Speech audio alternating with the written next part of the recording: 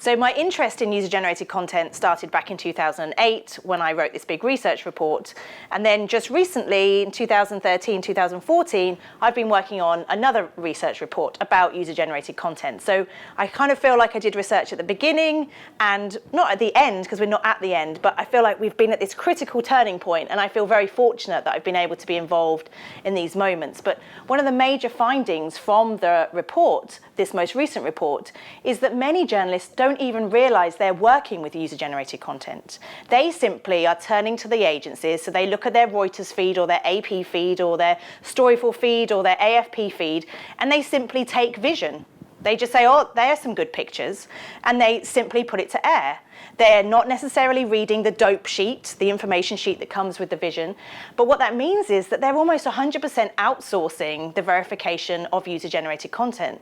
And they're not even outsourcing, they're not even aware. So the different things I talk about in this course about the ethics of working with uploaders, how do you credit, how do you label, how do you verify, if you don't think that you're even working with UGC, then you've got a problem. And actually in the course, I talk about some footage filmed by a woman with a GoPro camera on her head.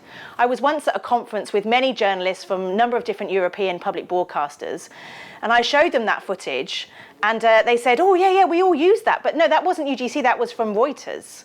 And they had no understanding that it actually was from a woman with a GoPro camera on her head. And so we've got a real issue here around newsrooms needing to understand that A, it's UGC, and B, knowing the questions to ask about verification. Because some of the agencies on that information sheet don't even tell you the name of the person who created the content. It will simply say source, social media website. Well, that isn't the source. That's actually somebody has created that content and an agency has decided to distribute that. But the newsroom is now disconnected from the person who created that content. So one of my biggest fears when we talk about UGC and verification is this stuff has moved so quickly and people don't necessarily understand the issues that are in place. So what that means is lots of newsrooms are outsourcing this to the agencies and they don't necessarily know the questions that they need to ask themselves. So that's why this type of training is so important, because journalists need to be able to pick up the phone and ask the question of those agents and say, did you run those checks? I want to know who that person was who created the content. And only by doing that are we going to create better and stronger journalism.